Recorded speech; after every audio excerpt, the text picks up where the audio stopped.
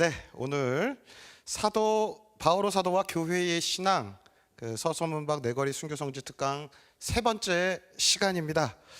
자, 우리가 여태까지 배웠던 것을 살짝 복습을 해보면 이제 바오로 사도의 회심에 대해서 첫 주차 때 제가 이야기를 했고요. 두 번째 시간에는 이제 구원의 길, 이걸 좀 풀어서 설명드렸죠. 의로움의 길에 대해서 요 뒤에 있는 내용은 이제 바오로 사도가 주장하는 의화 논쟁이 있는 건데, 율법을 실천하는 것으로 통해서 의로움을, 그러니까 구원을 얻는가, 아니면 예수 그리스도를 믿음으로써 구원을 얻는가. 그래서 율법과 믿음, 이 두 가지를 서로 대척점에 놓으면서 어떤 것이 더 바오로 사도는 더 중요하다고 했는지, 그리고 또 플러스 알파로 그러면 믿음만으로 끝나는 것인가? 아니다. 믿음은 항상 실천을 수반한다. 그래서 이 사랑의 실천, 믿음을 실천하는 믿음으로 보여주어야 한다. 그래서 신앙은 항상 결실로 맺어주어야 된다라는 얘기를 했었고요. 자, 오늘은 3주차 강의입니다. 3주차는 이제 미사에 대해서 살펴보려고 합니다. 자, 이 그림을 보시면 이렇게 화질이 별로 썩 좋지는 않지만, 자, 왼쪽에 있는 그림은 이제 구약성경 탈출기 12장에 이제 보통 잘 묘사가 되는데 이따가 살펴보도록 할 예정입니다. 12장에 있는 이집트에서 이제 히브리인들이 노예살이를 하던 시절에 이제 하느님께서 이제 모세를 불러주셔서 이스라엘 히브리 백성들을 이집트로부터 해방시켜시라는 계획을 짜셨죠. 구원의 계획을 짜셨습니다. 이제 그때 여러 가지 재앙을 내렸는데 아무리 해도 이집트의 왕 파라오가 너무 완고해서 말을 듣지 않습니다. 그래서 이제 막판에 이제 내렸던 이제 마지막에 내렸던 재앙들 중에 하나가 이제 파스카 축제, 그러니까 어린 양을 잡아서 그 피를 히브리 집안 가정 이제 문설주에다 발라라, 이런 이야기를 하는 겁니다. 그러면 이제 그날 밤에 죽음의 천사가 와서 저 어린 양의 피가 발려져 있는 것은 히브리 백성의 집이구나라고 생각하면서 죽음의 천사가 그 집은 이제 건너뛴다는 거죠. 그래서 이집트 백성의 그 첫째 마지들을 죽게 하시는 그 재앙을 내리는 이야기입니다. 그래서 파스카 축제와 관련된 얘기고요. 오른쪽은 이제 어린 양의 모습을 담은 사진을 이렇게 보여드렸습니다. 자, 이 그림은 레오나르도 다빈치의 최후의 만찬이라는 작품입니다.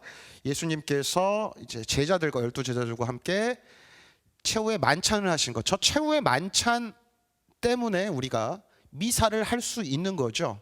저 최후의 만찬이 바로 저 성찬례를 시작으로 또 예수님께서 제자들에게 이렇게 명령하셨던 것처럼 저대로 우리가 기념하면서 신부님들이 하는 것이, 신자분들하고 바치는 것이 바로 미사가 되는 겁니다.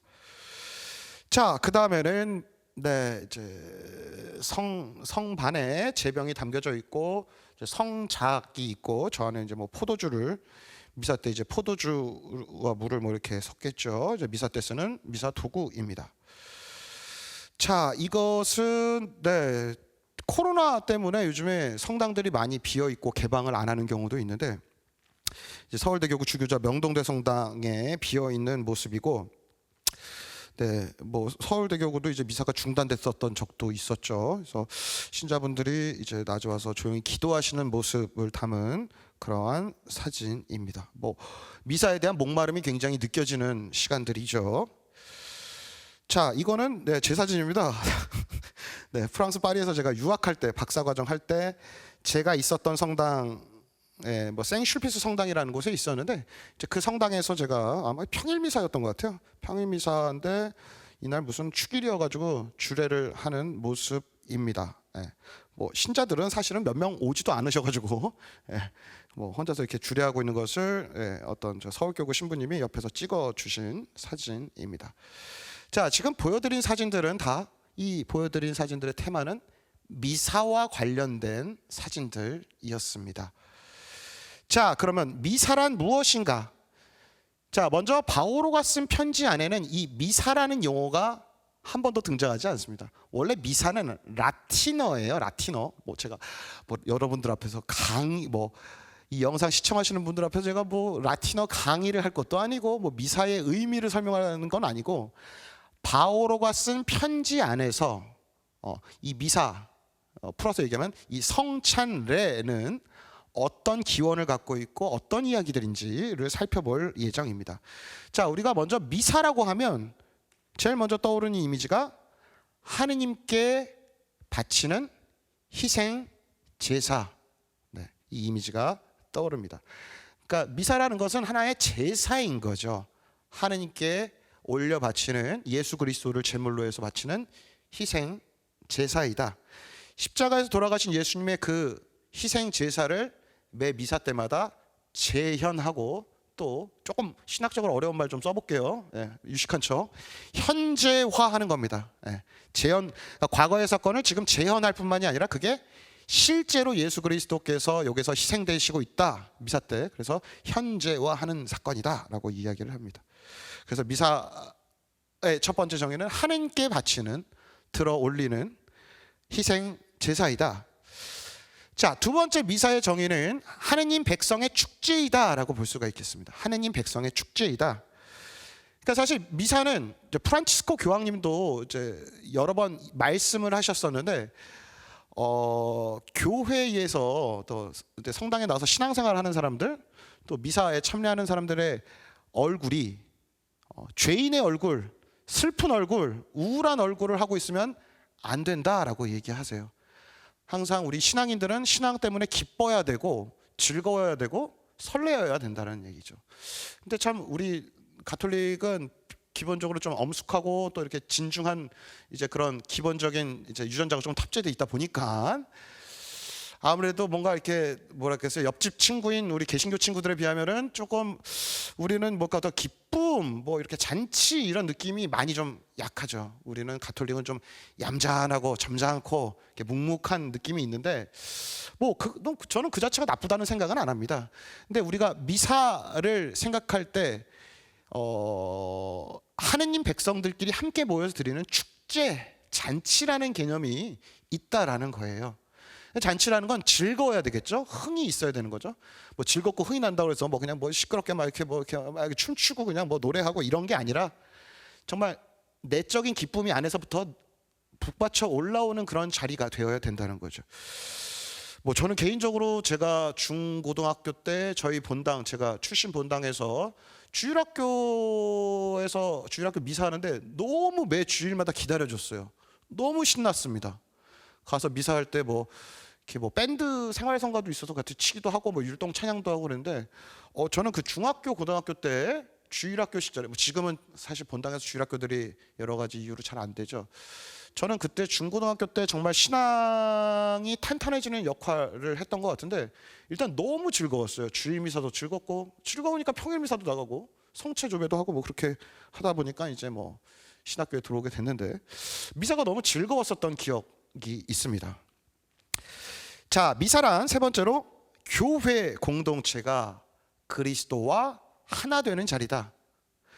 사실은 미사라는 것은 교회 공동체가 가장 교회 공동체다울 수 있는 자리이다.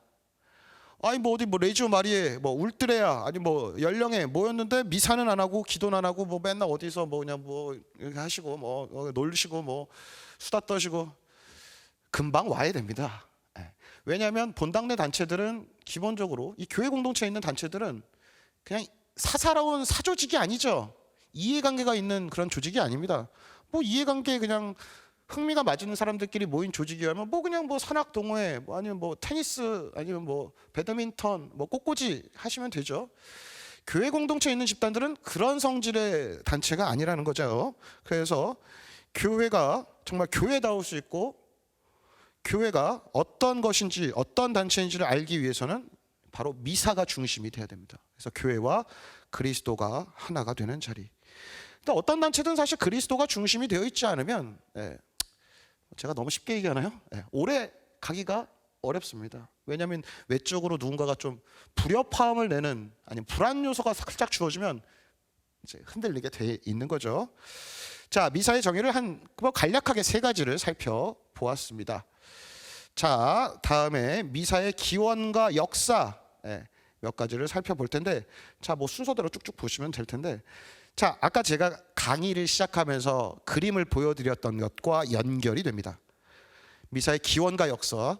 자, 저는 이제 성경에 나와 있는 미사의 기원과 역사, 그러니까 미사는 이제 성찬례라고 부를게요. 성찬례의 기원과 역사를 그냥 정말 많은 것들을 생략하고 정말 짧게 그냥 말씀드린 거예요. 자, 구약 성경을 보면 아까 어린 양의 피를 히브리 가정집 이집트 노예살이 할 때 히브리 백성들의 집 문설주에 발랐던 바로 그 파스카 예식, 파스카 축제, 구약 성경 탈출기 12장의 내용인데, 자, 거기에서부터 이 미사의 기원이 시작된다라고 우리 가톨릭 교회에서는 이야기합니다. 자, 신약 성경으로 오면 최후의 만찬, 자, 성찬례를 제정하는 예수님께서 이제 당신 제자들과 함께 마지막 식사를 하시는 자리가 있는데, 그 최후의 만찬 자리에서 성찬례, 다시 말하면 미사를 이제 거행하라고 제자들에게 말씀하시면서 성찬례를 제정하신 이야기가, 에피소드가 소개됩니다. 마테오복음서 26장, 마르코복음서 14장, 루카복음서 22장을 보면 요 최후의 만찬 성찬례 제정과 관련된 이야기가 나옵니다. 저 최후의 만찬 장면은 사실은 예수님의 제자들이 다 유다인이었잖아요. 저 유다인들이 저 구약성경 파스카 축제 탈출기 12장에 나와 있는 바로 그 예식을 하던 자리였습니다. 그러니까 파스카 예식을 하던 자리가 최후의 만찬이라고 나중에 그리스도인들이 제목을 붙인 거죠. 바로 그 자리였습니다. 자, 반면에 이제 요한복음에서는 최후의 만찬 제정하는 얘기, 그 자리에 요한복음 13장을 보면 예수님께서 제자들의 발을 직접 이제 이렇게 세종례, 발을 다 씻어주시는 그 이야기가 들어가 있습니다. 자, 우리가 오늘 볼 부분은 저 신약성경 초대교회의 성찬례 저 부분입니다. 이게 바오로 사도가 쓴 편지들 안에서 초대교회 공동체들 안에서 어떻게 저 성찬례 미사에 대해서 어떻게 미사를 거행하고 있었고, 또 바오로 사도는 어떤 가르침들을 주는지를 알아보려고 합니다. 그래서 저 마지막 부분들을 중점적으로 보기 위해서 이런 큰 미사의 기원과 역사가 이런 큰 흐름 안에 있다라는 것을 말씀을 드렸습니다. 그래서 특별히 오늘 살펴볼 부분, 바오로서관에서 중점적으로 볼 부분은 코린토 1서 10장에서 11장 내용에 해당됩니다. 자, 구약 성경에서 얘기하는 이 파스카 축제에 대한 규정들, 주님께서 이집트 땅에서 모세와 아론에게 말씀하셨다. 이스라엘의 온 공동체에게 이렇게 일러라. 이달 초열흘날 너희는 가정마다 작은 가축을 한 마리씩, 집집마다 작은 가축을 한 마리씩 마련하여라. 만일 집에 식구가 적어 짐승 한 마리가 너무 많거든 사람 수에 따라 자기 집에서 가장 가까운 이웃과 함께 짐승을 마련하여라. 저마다 먹는 양에 따라 짐승을 골라라. 자, 구절 계속 이어집니다. 이 짐승은 1년 된 흠 없는 수컷으로 양이나 염소 가운데에서 마련하여라. 너희는 이것을 이달 열 나흘날까지 두었다가 이스라엘의 온 공동체가 모여 저녁 어스름에 잡아라. 그리고 그 피는 받아서 짐승을 먹을 집의 두 문설주와 상인방에 발라라. 그날 밤에 그 고기를 먹어야 하는데 불에 구워 누룩 없는 빵과 쓴 나물을 곁들여 먹어야 한다. 자, 이 구절이 사실 하나님께서 모세에게 말씀하신 장면으로 이 탈출기 12장에서 묘사가 됩니다. 자, 탈출기 12장 21절부터는 이 내용들을 이제 하나님께서 모세에게 전해주신 이 내용, 방금 읽었던 내용을 이제 모세가 이스라엘 백성들을, 이스라엘의 원로들을 대표로 해서 이스라엘 백성에게 전달해주는 이제 장면이 탈출기 12장 21절부터 소개되는 부분입니다. 모세는 이스라엘의 원로들을 모두 불러 그들에게 말하였다. 너희는 가서 저마다 제 집안을 위하여 작은 짐승을 한 마리씩 끌어다 파스카 제물로 잡아라. 그리고 우슬초 한 묶음을 가져다가 대야에 받아 놓은 피에 담가라. 그것으로 그 대야에 받아 놓은 피를 두 문설주와 상인방에 발라라. 너희는 아침까지 아무도 자기 집 문 밖으로 나가서는 안 된다. 이런 내용이 있습니다. 자, 탈출기 12장 23절에서 25절을 보도록 하겠습니다. 주님께서 이집트인들을 치러 지나시다가 두 문설주와 상인방에 바른 피를 보시면 그 문은 거르고 지나가시고 파괴자가 너희 집을 치러 들어가지 못하게 하실 것이다. 너희는 이것을 너희와 너희 자손들을 위한 규정으로 삼아 영원히 지켜야 한다. 너희는 주님께서 약속하신 대로 너희에게 주실 땅에 들어가거든 이 예식을 지켜라. 자, 이게 바로 파스카 예식이에요. 파스카 축제. 이 파스카라는 것은 건너가다, 건너뛰다라는 그런 뜻을 갖고 있습니다. 건너뛰다, 건너가다. 뭐가 건너가고 건너뛰는 겁니까? 죽음의 천사가 이스라엘 백성의 히브리인들의 가정집, 이 상인방과 문설주의 어린 양의 피가 발라져 있는 그 집은 죽음의 천사가 지나간다는 의미죠. 그게 바로 파스카라는 의미입니다. 그래서 결국에 이 파스카 축제, 이 파스카 사건을 통해서 이스라엘의 하느님께서는 이집트의 마지들을 모두 이날 밤에 이제 재앙을 내리셔서 이제 생명을 앗아가셨고, 그러자 이제 파라오는 두 손 두 발을 그제서야 두 손 두 발을 다 들게 된 거죠.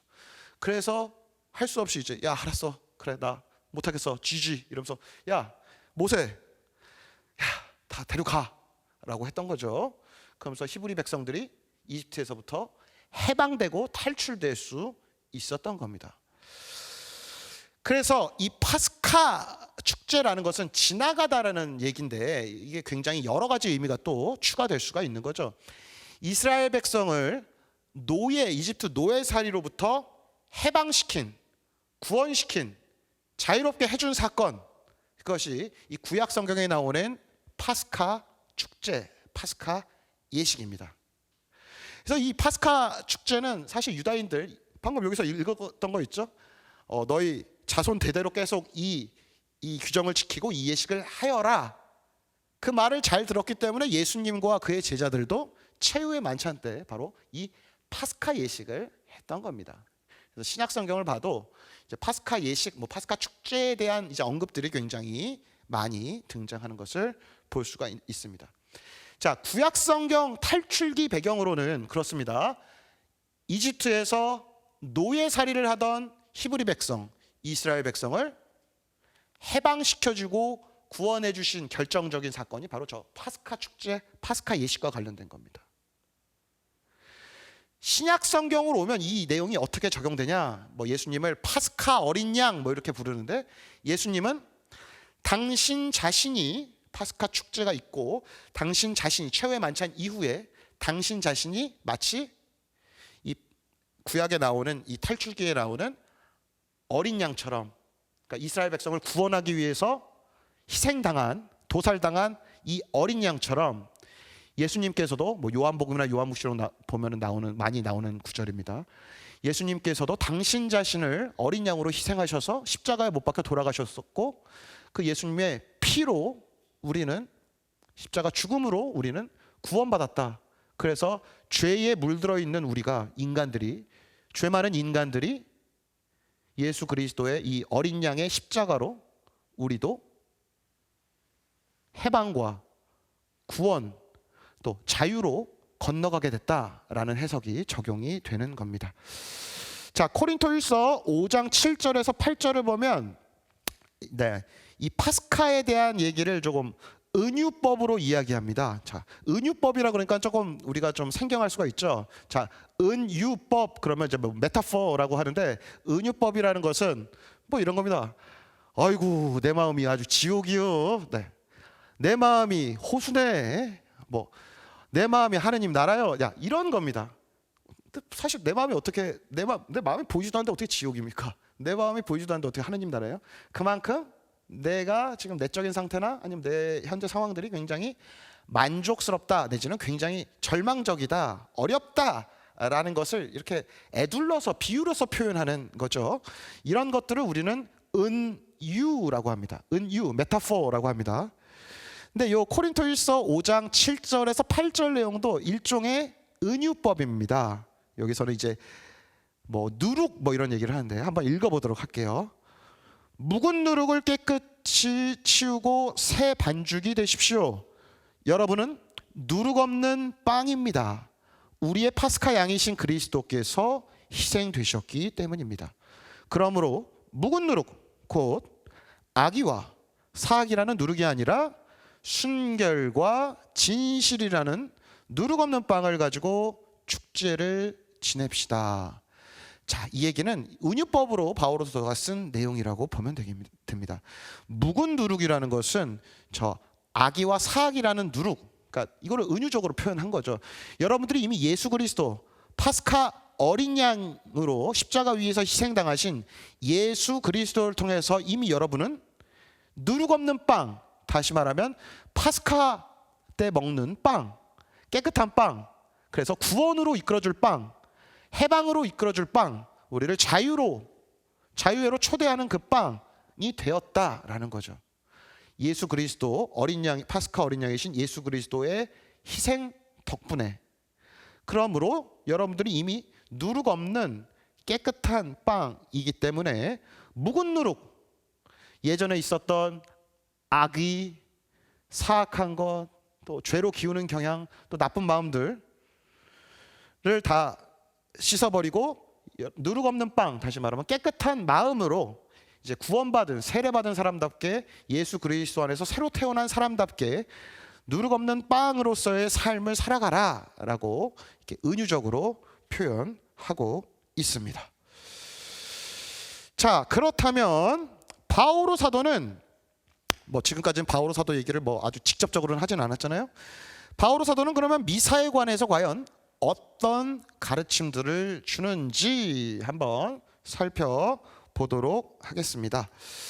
자, 미사에 관한 바오로 사도의 가르침은 크게 코린토일서에서 주로 발견되는데, 코린토일서 10장 이제 성찬례와 뭐 우상숭배 뭐 이런 얘기가 나오는데, 성찬례에 대해서 코린토일서 10장에서 소개가 됩니다.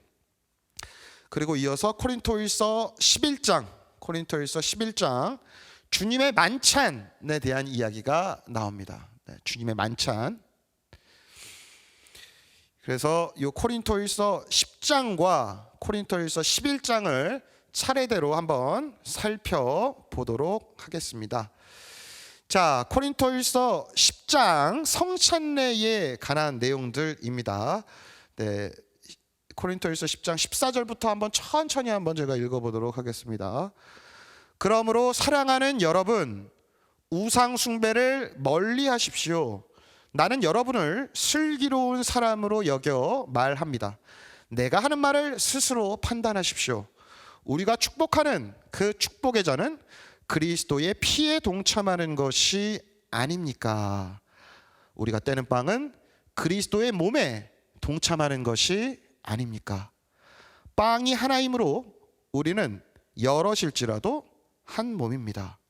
우리 모두 한 빵을 함께 나누기 때문입니다. 네, 좀 쉬었다 갈게요. 왜냐면 이거 좀 설명을 드려야 될 것 같아서. 네, 자, 보도록 하겠습니다. 그러므로 사랑하는 여러분, 우상 숭배를 멀리 하십시오. 자, 우상 숭배라는 것은, 자, 요 코린토 1서가 쓰여지던 맥락은, 요 코린토라는 시는 어떤 도시였냐면, 네, 굉장히 여러 잡다한 종교가 많았던 종교의 박람회장 같은 항구 도시였습니다. 굉장히 큰 항구가 두 개나 껴 있는 도시가 코린토시입니다. 그래서 뭐 그 당시 비행기가 있었겠습니까? 바오로 시대. 그때 뭐 전기차가 있었겠습니까? 당연히 없죠. 그래서 굉장히 효과적인 운송 수단 중에 하나가 바로 이 배를 타고서 어떤 물자를 실어 나르고 또 사람들끼리 이렇게 교역을 하고 또 이렇게 사상들이 유입되고 또 종교가 전달되고 하는 과정을 거쳤습니다. 그래서 코린토 시는 큰 항구가 두 개나 있어서 외부의 다양한 사상들이 잘 유입이 되는 특징이 있었고, 그와 함께 여러 다양한 종교들도 쉽게 들어오는 특징이 있었습니다. 그리고 아까 말씀드렸던 것처럼 항구를 두 개나 끼고 있기 때문에 굉장히 사람들이 자유분방했어요. 그리고 기본적으로 무역을 하다 보니까 약간 경제적으로도 비교적 여유로운 편이었고, 뭐 저는 새우젓배를 타본 적은 없으나 새우젓배 참치배 한번 타면은 뭐 되게 힘들다고 하대요. 오징어배 뭐 이렇게 타고 오면은, 원양어선 타고 오면 막 고생을 하고 어서 또 돈을 좀 많이 벌어서, 그래서 오면은 또 이제 무태 오면은 이제 그 돈을 좀 회포를 풀고 뭐 이렇게 하는 거겠죠. 아마도 저 항구를 끼고 있는 저 코린토라는 도시도 그런 느낌이 있지 않았을까. 이제 뭐 뱃사람들이 오랫동안 항해를 하고 와서 이제 항구에 와서 뭔가 바닷가에서 그 바다에서 이제 배를 타고 여행할 때 뭐 일을 할 때 못했던 것들을 해결을 하느라고 굉장히 유흥도 즐기고 문란한 생활도 하고 그랬던 것 같습니다. 그래서 여러 가지 성적으로도 굉장히 문란했던 그런 어떤 기록들이 있고요. 그리고 여러 잡신들, 다양한 종교들이 있었으니까 우상 숭배를 되게 일삼는 전통도 있었고, 특별히 이교도 신들에게 바쳐졌던 그 고기를 시장에 나오는 거예요. 그러니까 그건 거죠. 오늘날은 뭐 우리가 뭐 대형마트 가거나 아니면 인터넷에 이렇게 주문하면은 고기를 쉽게 먹을 수 있잖아요. 근데 이때만 해도 뭐 냉장고가 있었겠습니까? 뭐가 있었겠습니까? 고기를 먹기가 쉽지 않죠. 2000여 년 전이니까 고기를 먹기가 쉽지가 않습니다. 그래서 뭐 어디 잔치집을 가거나 뭐 어디 경조사 어디 초대받아서 가면 어쩌다 고기가 나가면 어유 땡큐, 야 이 웬 고기야, 아 이렇게나 먹을 수 있는 건데, 대부분의 고기들이 이교도들이 신전에서 이방인들의 신에게 바쳐졌던, 제물로 바쳐졌던 그 고기가 이제 시장에 풀리고 그 잔치 때 나온다는 거예요. 이제 그런 질문 갖고 고민을 하는 코린토 교우들에게 바오로 사도가 어떤 처방전, 답변을 주는 내용이 요 큰 코린토일서에 들어가 있는 맥락입니다. 그 맥락에서 이 얘기를 들으시면 됩니다.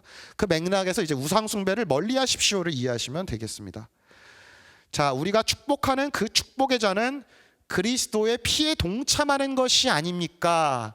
자, 우리가 축복하는 그 축복의 잔이라는 것은 이제 성찬례 때 바쳐지는 바로 그 아까 제가 처음에 사진에 보여드렸던 성작 안에 뭐 포도주를 담고서 뭐 이렇게 미사 성찬례를 바치는 전통이 아마 이때도 있었을 겁니다. 이 코린토 교회도 있었을 텐데, 그 축복의 잔은 바로 그리스도의 피에 동참하는 것이 아닙니까? 라고 얘기합니다. 저기 새번역 성경에서는 저기다가 동참이라고 썼는데, 저 단어를 제가 그리스어 원문을 보니까 뭐 여러분들 아마 들어보신 단어일 거예요. 코이노니아. 들어보셨죠? 코이노니아. 코이노니아라는 그리스어 단어가 사용됩니다. 코이노니아라는 단어는 뭐 우리가 보통 뭐 그냥 그 코이노니아는 친교 아닌가요? 와 이렇게 노는 거 아니에요? 네, 아니에요. 코이노니아가 갖고 있는 뜻은 여기서 하나 썼죠? 동참, 일치, 동참, 친교를 이루는 겁니다. 그냥 외적으로 어디 산악회 분들이 어디 뭐 마을버스, 관광버스 타고 막 그 서서 이제 막 이렇게 춤추고 노래방, 이게 이런 그냥 사사로운 친교를 얘기하는 게 아니라 일치를 이루는 것, 하나가 되는 것, 또 내적으로 하나가 돼서 정말 하나 같은 이제 친교를 이루는 것, 그리고 함께 하나가 됐기 때문에 동참하는 것, 이런 의미가 있는 어휘가 바로 코이노니아입니다. 그래서 우리가 축복의 잔, 그러니까 미사 때 성찬례 때 받는 그 성혈, 사실 성혈이든 성체든 사실 우리는 똑같은 거죠. 그것을 모인다는 것은 결국 그리스도의 피에, 자 성체 기준에 따르면 그리스도의 몸에 동참하는 게 아닌가, 그리스도의 몸과 하나 되는 게 아닙니까, 그리스도의 몸과 친교를 이루는 게 아닙니까 라는 뜻입니다. 우리가 떼는 빵은 그리스도의 몸에 동참하는 것이 아닙니까? 마찬가지죠. 빵이 하나이므로 우리는 여럿일지라도 한 몸입니다. 우리 모두 한 빵을 함께 나누기 때문입니다. 큰 빵, 뭐 사실은 신부님 저는 대제병을 선호합니다. 네, 그런 게 어디 있습니까? 네. 자, 이것은 뭐 이 제병이 그러면은 대제병이 더 좋은 겁니까? 영빨이 잘 들어요? 뭐 소제병이 더 좋은 거예요? 예. 제가 질문부터 우스운거렸죠. 예, 그런 거 없습니다. 예. 그거는 신부님이 미사 때 들고 내려고 했으니까 대제병이 더 좋은 거 아니에요? 뭔가 더 은혜를 받지 않을까요? 네. 자, 그건 뭘 전제로 하냐면 지금 여러분이 은총을 받으시는 게 마술이라는 거예요. 네, 마술이 아니죠. 네, 마술이 아니죠. 이런 체험을 한 적이 있습니다. 제가 여러 번 강의 때도 말씀을 드리는데, 예를 들면 신자분들이 한 100분 정도 오실 걸 예상했는데 한 200~300명 온 거예요. 근데 제병이 충분히 없어요. 그럼 어떻게 합니까? 그럼 이제 막 바쁘게 이제 영성체 해드리기 전에 성체를 쪼갭니다. 그래서 나중에는 정말 아주 작은 조각을 나눠드리는 경우도 있어요. 자, 그러면 그 작은 조각 안에 예수 그리스도께서 거기 안에 2% 모자라게 들어가 계신 걸까요? 아니죠. 우리가 아주 신중하게 생각해 봐야 됩니다. 그 작은 조각, 크고 작은 것은 벌써 의미가 없는 거예요. 중요한 것은 내가 예수 그리스도와 일치를 이루고 예수 그리스도와 하나 되는 것, 한 몸이 되는 게 중요한 거지, 그 성체의 사이즈나 아니면 있다, 오케이, 대제병, 이게 아니라는 거죠. 자, 고린토후서 10장 18절에서 21절을 보도록 하겠습니다. 저 이스라엘 백성을 보십시오. 희생 제물을 먹는 이들은 모두 제단에 동참하는 이들이 아닙니까? 그러니 내가 말하려는 것이 무엇이겠습니까? 우상에게 바쳤던 제물이 무엇이라도 된다는 말입니까? 우상이 무엇이라도 된다는 말입니까? 아닙니다. 사람들이 바치는 제물은 하느님이 아니라 마귀들에게 바치는 것이라는 말입니다. 나는 여러분이 마귀들과 상종하는 자가 되지 않기를 바랍니다. 여러분이 주님의 잔도 마시고 마귀들의 잔도 마실 수는 없습니다. 여러분이 주님의 식탁에도 참여하고 마귀들의 식탁에도 참여할 수는 없습니다. 자, 여기서는 이제 바오로 사도가 코린토일서에서 이 우상에게 바쳤던 고기, 우상 이제 이교도 신들이 신전에서 바쳤던, 우상에게 바쳤던 이 고기를 먹어도 되냐 마냐에 대해서 이제 막 답변하는 큰 맥락 안에서 이 이야기가 나오는데, 바오로 사도는 크게 두 가지 관점에서 이야기를 합니다. 이제 지식적인 관점에서, 이성적인 관점에서 얘기하면, 야, 그거 우상 아무것도 아니야, 그거는 존재하는 것도 아니기 때문에 괜찮아, 먹어도 돼 라고 얘기를 합니다. 근데 사랑의 측면에서, 그러니까 믿음이 약한 사람, 그리스도인들도 있을 수 있죠, 입교한 지 얼마 안 된 사람 측면에서 사랑의 관점에서는 또 다르게 얘기합니다. 자, 혹시 여러분이 그 이교도에게 바쳐졌던 그 이방인들의 신전에서 바쳐졌던 그 고기를, 여러분은 지식이 있으니까, 또 신앙생활이 깊으니까 먹을 수 있어요. 근데 여러분이 먹으니까 그 옆에 입교한 지 얼마 안 된 사람이 여러분을 보고서 믿음이 약해지거나 아니면은 믿음이 흔들린다거나 할 경우에는 그 고기를 먹지 마십시오, 이런 얘기를 합니다. 그래서 여기서 바오로 사도가 코린토일서에서 얘기하는 그 이방인 신전에 바쳐졌던 고기를 먹고 안 먹고의 문제는 사실은 예스이면서 동시에 노입니다. 왜냐하면 지식의 관점에서는 이방 신 자체가 존재하지 않는 허무이기 때문에 상관없습니다. 그 고기 먹으십시오 이지만, 사랑의 관점에서 나보다 신앙이 약하고 성숙하지 못한 사람이 혹시나 믿음이 흔들릴 수 있다는 관점, 그를 사랑으로 배려한다면 먹지 마십시오라고 얘기를 하는 겁니다. 그래서 그런 맥락에서 볼 수 있지 않을까 싶습니다. 자, 여기에서는 바오로 사도가 얘기하는 것이 마귀들에게 바쳐졌던 것, 또 마귀들에게 바쳐졌던 그 잔, 그 마귀들의 식탁에 참여하는 것과 주님의 식탁에 참여하는 것이 함께 이루어질 수 없다라는 이야기를 하는 겁니다. 자, 주님의 식탁이라는 건 그거죠. 우리가 성찬례, 그러니까 미사 때 오셔서, 사실은 우리는 그리스도교 공동체는 밥상 공동체입니다. 주님의 식탁에 모여서 예수님의 몸인 빵과 포도주를 함께 나누는, 성체와 성혈을 나누는, 그래서 한 몸을 나누어서, 한 빵을 나누어서 우리가 마찬가지로 하나가 되는, 하나의 일치를 이루는 밥상 공동체라는 거죠. 그런 주님의 식탁에 참여했던 밥상 공동체가 다른 밥상에 기웃거려서는 안 된다는 거죠. 마귀들의 식탁. 자, 여기 마귀들의 식탁에 들어갈 수 있는 거는 뭐 여러 가지가 있을 겁니다. 저 미아리에 있는 뭐 철학원, 뭐 타로, 오늘의 운세, 뭐 내지는 마귀들의 식탁. 제가 볼 때는 잘못된 의미의 마귀들의 식탁은 제일 마귀들의 식탁이 되기 좋은 게 요즘에 뭘까요? 돈이죠. 하느님의 자리에 우리 언제부턴가 돈을 올려놓기 시작합니다.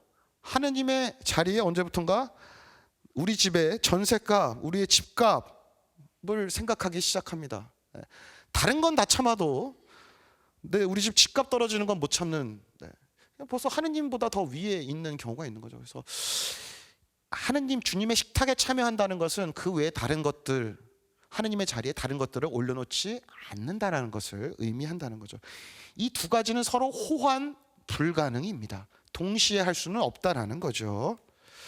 자, 그래서 결론을 내리면 성찬례는 그리스도의 몸과 그리스도의 피에 동참하는 것, 코이노니아, 하나가 되는 것, 일치하는 것, 친교를 나누는 것. 자, 일치하고 동참하고 친교 나눴으면 배신하면 안 되는 거죠. 딴 데 기웃거리면 안 된다는 거죠. 빵이 하나이므로 빵을 나눠 받은 우리들도 결국에 하나라는 의미가 됩니다. 자, 주님의 식탁에 참여하는 것은, 뭐 좀 글씨가 잘리긴 했지만, 주님의 식탁에 참여한다는 것은 다른 식탁에 참여하지 않는 것을 의미합니다. 그러니까 동시에 내가 그리스도교 가톨릭 신자로서 주님과 함께 주님의 빵을 나누어 마시면서 주님의 몸을 받아 모시는, 그래서 하나가 되었는데 코이노니아를 이뤘는데 다른 데 가서 구원을 찾고, 다른 데 가서 무슨 야 이거 뭐야, 야 이게 은총이 좋대, 다른 데 가서 또 기웃거리고, 여기 가서 기웃거리고 저기 가서 기웃거리고 할 수 없다는 거죠. 최고의 영빨, 최고의 은총은 미사 영성체입니다. 그게 사실 최고죠. 더 큰 기적? 뭘 바라실까요? 없어요. 가장 탁월하고 훌륭한 기적은 바로 이 미사에 참례하는 거라고 볼 수가 있겠습니다. 자, 다음 부분. 그러면 바오로 사도에 따르면 주님의 만찬에 참석하기 위한 합당한 태도는 과연 무엇입니까? 질문을 던져 봅니다. 이 질문에 대해서 이제 코린토일서 11장에 좀 길게 나오는데 이 구절들을 한번 보도록 하겠습니다. 코린토일서 11장 주님의 만찬, 코린토일서 11장 17절부터 소개되는 부분입니다. 이제 내가 지시하려는 문제와 관련해서는 여러분을 칭찬할 수가 없습니다.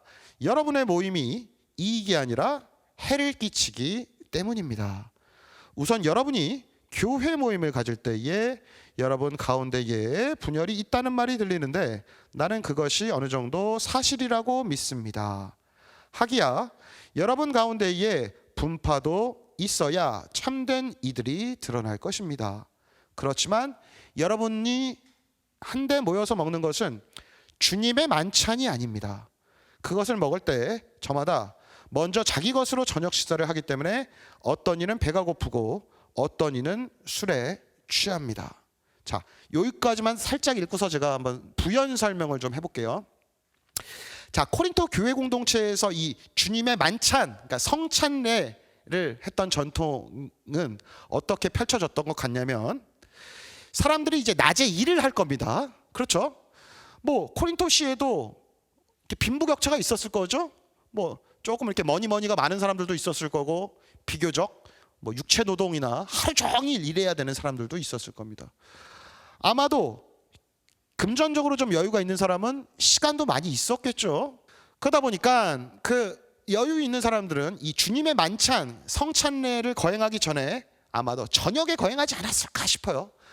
미리 저녁 식사 먹을 걸 싸갖고 와서 여유롭게 먹었나 봅니다. 막 포도주도 싸우고 막 기름진 고기도 싸우고, 그러면서 이제 미사 성찬례 하기 전에 미리 이렇게 여유롭게 먹었나 봅니다. 근데 상대적으로 경제적으로 좀 어려운 사람들, 뭐 내지는 뭐 육체 노동을 하면서 정말 새벽부터 밤 늦게까지 일하는 사람들은 뭐 사실 먹을 것을 제대로 챙겨 왔을까요? 뭐 어디 편의점에서 삼각김밥 사왔을까요? 제대로 먹을 것도 못 사왔을 겁니다. 변변치 않은 거 챙겨오지도 못했어. 그마저도 헐레벌떡 오지 않았을까 상상을 해봅니다. 근데 저 부유한 사람들은, 여유로운 사람들은 미리 와서 미사 전에 포도주도 마시고 고기도 먹고 맛있는 것도 먹었는데, 정작 늦게 온 저 교우들, 같이 동료들을 위해서는 아무것도 안 남겨놓은 거예요. 나만 갖고 와서 이렇게 먹은 거죠. 이제 그 모습을 바오로 사도가 비판을 하고 있습니다.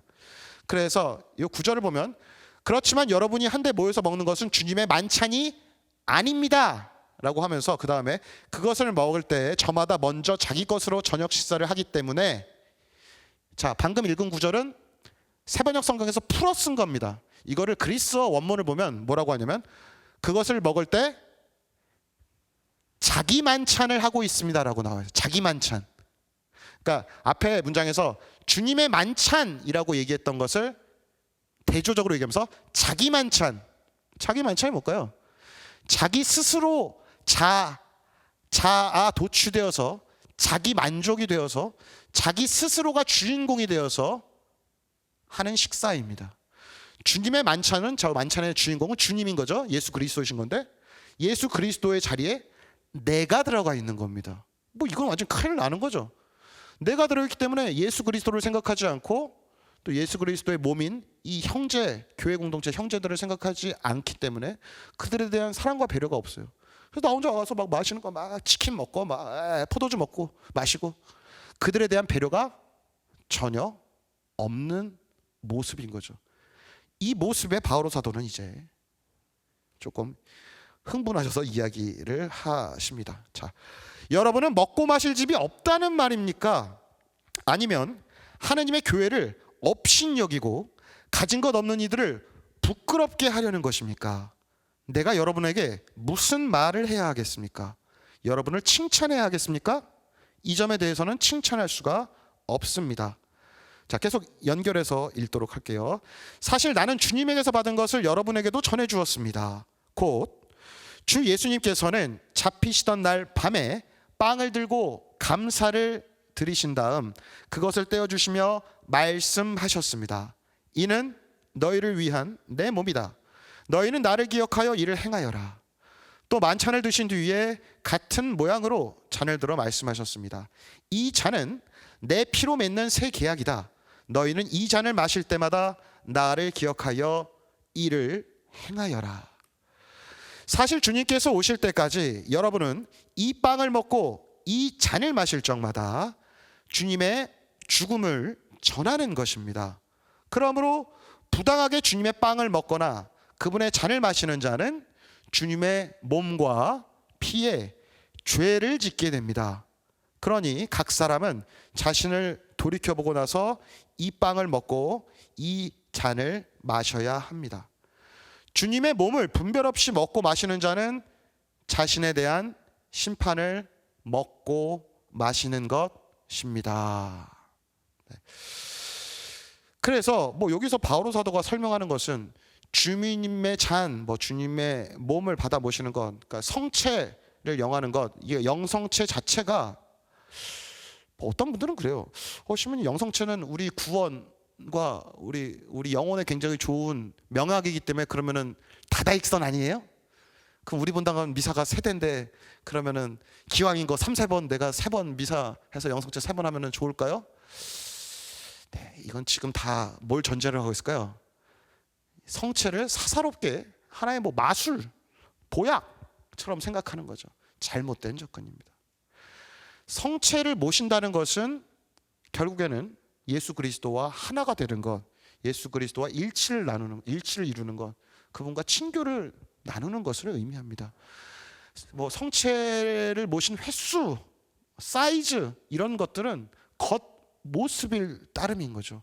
오히려 그 성체를 받아 모시면서 이 성찬례에 참여하면서 어떤 마음으로 내가 주님과 일치를 이룰까, 친교를 이룰까, 그 마음을 돌아보는 것, 그것이 훨씬 더 우리 영혼 구원에 도움이 된다는 거죠.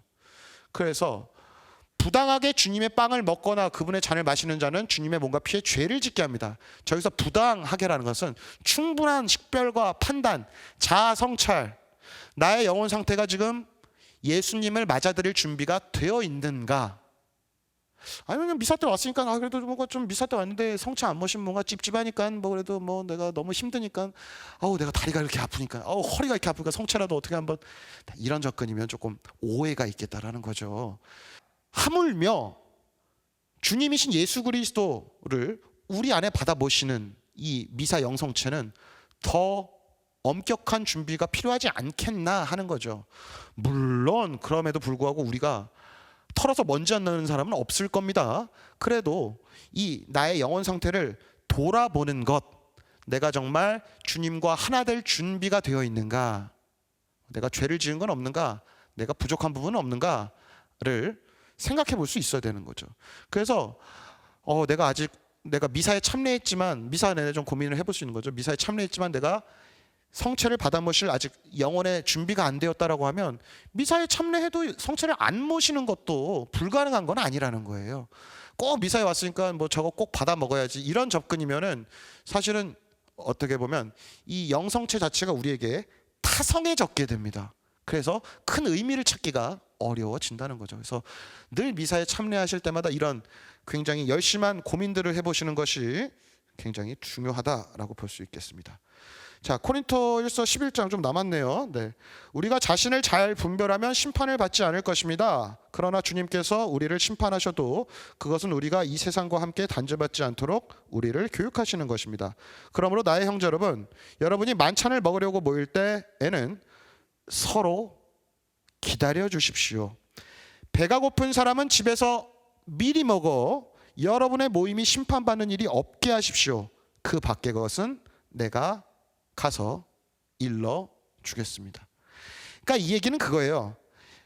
성찬례라는 것 자체가 예수 그리스도와 하나가 되는 것, 예수 그리스도와 일치를 이루고 친교를 나누는 것인데, 그 성찬례 미사에 참석하기 위해 예수 그리스도와 하나가 되기로 마음먹고 이 성찬에 참여한 사람이 어찌 감히 하나가 되어야 될 이 미사 전에 식사를 하는데 같은 교회 구성원들에 대한 배려가 없겠냐는 거죠. 정말 교회 공동체가 가장 교회다운 자리가 미사입니다. 성찬례입니다. 근데 그 미사 직전부터 식사를 다른 사람에 대한 배려가 전혀 없고 하는 모습들은, 이거는 정면적으로 이 주님의 만찬인 미사를, 주님의 몸과 피를 모욕하는 거고 죄를 짓는 것이다. 그래서 바오로 사도가 이렇게 격앙된 표현들을 쓰고 있습니다. 자, 그래서 결론을 내려보면 주님의 만찬에 참석하기 위한 합당한 태도는 과연 무엇인가? 자, 일단은 주님의 만찬은 자기 만찬이 아니라는 겁니다. 자, 주님의 만찬이라는 표현은 저 만찬, 그러니까 이 성찬례 자리는, 이 미사 때 와서 하는 이 잔치 식탁 자리는 주 예수 그리스도가 주인공이지 내가 주인공이 아니라는 거예요. 아이고 내가 허리가 아파서, 아니면 내가 오늘 되는 일이 없어가지고, 아니면 내가 뭐 로또를 샀는데 좀 잘 되길 바라는 마음으로, 자, 이런 내가 주인공이 되면 이 주님의 만찬의 의미가 퇴색될 수 있다. 나의 이기심을 충족시키기 위한 그 무엇이 되어서는 안 되겠다라는 겁니다. 자, 분별 없이 주님의 빵과 잔을 모시는 것은 주님의 몸과 피의 죄를 짓는 것이며 자신에 대한 심판을 먹고 마시는 것이다. 그래서 미사에 참례했을 때 내가 성찬을 받아 모실 것인가 아닌가에 대한 조금 더 진지한 성찰, 그러니까 나 자신에게, 우리가 그렇죠, 다른 사람, 그러니까 내 이웃들에게는 굉장히 엄격한 잣들을 제시들이 되는데 나 자신에게는 굉장히 한없이 관대한 경우가, 뭐 저도 그래요, 굉장히 많은데, 모르겠어요. 항상 우리가 깨어 있으려면 나 자신, 그러니까 타인에게 들이대는 잣대만큼만 나 자신에게 기준을 적용시키면 우리 모두 성인이 됐을 겁니다. 그런 생각을 해봐요. 그래서 성체를 모시기 전에도 항상 나 자신을 돌아보는 작업을 필요하겠습니다. 그래서 주님의 만찬에 참여하는 합당한 자세는 결국에는 뭐가 전제가 되어야 하는가? 이웃과 교회 공동체에 대한 사랑이 전제가 되어야 하겠다는 거죠. 나 주일미사 좋은 자리 앉겠다고 막 밀치고 들어가고 내 자리인데 저기 앉았다고 미사 들어가서 욕하는 사람들, 그런 경우도 종종 있어요. 정말 저도 깜짝깜짝 놀라는데. 근데 과연 그런 내 옆에 있는 이웃과 형제들, 더 나아가서는 교회 공동체에 대한 사랑과 배려 없이 주님의 몸인 성체를 받아보시는 게 과연 그 사람의 영혼 구원에 얼마만큼 이로울까? 아니요, 저는 반대라고 봅니다. 오히려 그것이 그에게는 주님의 몸에 죄를 짓는 것이고 그에게는 심판이 될 거라는 거죠. 그래서 제가 말씀드린 이거는 그럼 여러분들 그럼 김상호 바로주님이 저렇게 얘기했으니까 오늘부터 미사 참례도 성취 안 해. 이게 아니라 나의 영혼 상태를 능동적으로 좀 이렇게 체크를 해보시는 작업이 필요하겠다라는 거죠. 자, 오늘 강의를 마무리하면서 한 주간 묵상거리를 숙제로 던져 드리도록 하겠습니다. 자, 첫 번째 묵상거리. 미사 때 성체를 모실 수 있는지 스스로를 충분히 돌아보는가. 이거 굉장히 중요한. 제가 여러분들 미사 때 영성체 하지 말라고 얘기하는 게 아니에요. 오히려 더 잘 준비하라는 말씀을 드리고 싶은 겁니다. 미사에 참여하기는 하지만 동시에 다른 것들에 마음을 쓰고 있지는 않은가. 다른 것들. 미사 참여도 나 가스불 끄고 왔나? 지금 이 얘기가 아니라 정작 미사에 참여해서 주님의 식탁에 참여는 하고 있지만 돈, 건강, 우리 집 자식들의 어떤 출세, 성공, 내 남편의 어떤 승진, 전셋값 상승, 이런 것, 기타 등등 이런 것들을 혹시나 하느님 자리에 올려놓고 내가 살아가는 것은 아닌가 질문을 던져 보아야 하겠죠. 미사에 함께 참여하는 신자들을 향한 사랑과 배려의 마음을 과연 나는 얼마나 품고 있는가. 이 부분. 그러니까 나 혼자서 사스럽게 개인적인 미사를 하러 온 게 미사는 그런 게 아니에요. 미사라는 것은 성찬회라는 것은 공적인 전례입니다.